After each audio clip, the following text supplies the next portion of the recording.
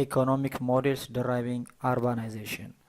What are the economic models deriving urbanization? What kind of models are existing regarding the growth and limit of growth in developing countries? So in this presentation we try to answer such questions. The first one is Harrod-Domar growth model, Lewis structural dual sector model, and Rostow's model, five-stage economic development model. Harrod-Domar growth model, the model suggests that the economy rate of growth depends on the level of savings, the productive investment, that is the capital output ratio. The increased income leads to the increased savings, the increased saving leads to the increase in investment, the increased investment leads to large capital stock, the large capital stock leads to increased output of the economy.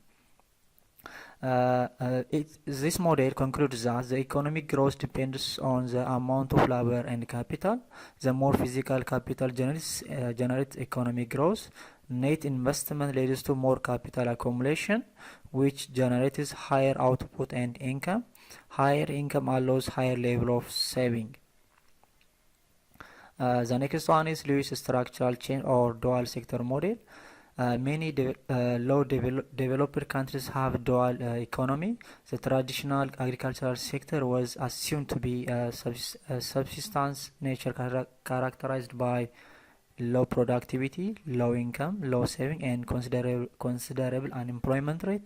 The industrial sector has assumed to be technologically advanced, high level of investment, operating in an urban environment. Lewis suggests that the modern industrial sector would attract workers from rural areas. The industrial firm could offer wages that would guarantee the higher quality of life than remaining in the rural areas could provide. People living in rural areas would have virtually no impact on output. The amount of food available to the remaining villagers would increase. The same amount of food could be shared amongst fewer people. This generates the surplus food, which could then be sold to generating income. The third one is Rostow model, five-stage economic development. Each society must pass 5 stages to successfully develop. The first one is traditional society, transitional stage or a precondition for takeoff, and drive to maturity and high mass consumption. The first one is traditional society stage, characterized by subsistence agriculture or hunting and gathering, almost or wholly primary sector economy, limited technology, lack of class of individual economic mobility, no centralized nations and political system. This where society generates begin before the progressing towards the next stage of growing. The next one is precondition stage. Is external demand for raw materials initiate economic change. The development of more productive commercial and agricultural for large exported. Widespread investment in change, irrigation, canals and transport, ports. Increasing spread of technology, change of social structure.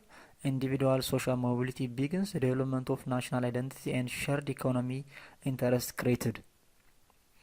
The second stage is takeoff, is urbanization increase, industrialization proceed, technology breakthrough occur, secondary good producing sector expanded, and the fourth stage is derived to maturity. This is a diversification, multiple industries expand and new one takes to root quickly. Manufacturing shifts from investment driving capital goods towards the consumer durable and domestic consumption. Rapid development of transportation and infrastructure, large-scale investment in social infrastructure, schools, hospitals, universities, and other factories. The last one is age mass consumption. In industrial-based dominated economy, the primary sector is greatly diminished by the weight in the economy and society. Widespread and normative consumption of high-value consumer goods and automobiles. Have a disposable income beyond all basic needs for additional goods. Urban society movement away from rural and courtyards to the cities. In summary, Lewis structural change or dual sector model is common in many developing countries because of the resource flows from agriculture, supply for labor to industry, and the surplus for that allows the non-agricultural labor force to survive. Industry supplies inputs to agriculture, tractor, pumps, pesticides, chemicals, and fertilizers. The agriculture is a major source of demand for industrial products, durable plus final consumption goods. Agricultural export commodities can serve as a source of foreign exchange to import inputs and to industrial production. People's Republic of China. China is the world's largest, fastest growing country and the world's second largest economy by nominal GDP, the world's largest exporter and the second largest importer of goods. We're gonna have to have a case study how to China's developed. China before 1970 Economic Forum, one of the agriculture-based society, and 30% of the population living in China is under poverty. China's economic reform in 1978, they start major economic reforms that results the current fast developing country in the world, and the reform comprise four parts. The first one is gradual economic reform, constant opening up business, continuous improve economic structure, high saving and investment. Gradual economic reform. The market reform begin in agriculture, rural sector, and then spread to the rest of the economic and restructuring the economics. Agriculture is a vital industry in China, employing over 300 million farmers. China ranks the first worldwide farm output, primarily producing rice, wheat, potatoes, and tomatoes. The reform in financial sector, banks, insurances, companies, and so on formed. The market-based macroeconomic system is created. Private investment has been allowed. Transforming the function of the government is changing. Promoting construction and legal system is developed. The gradual economic reform states the state-owned sector share decrease from time to time from 1978 from 80% to in 2018 to 20%. Constant opening up business. Another indispensable factor of explaining China's growth miracle is constant opening up a business. Market constantly open up for special economic zones, economic and technological development zones, coastal economic development zones, and finally the whole China and the world. In 1980, China found four special economic zones.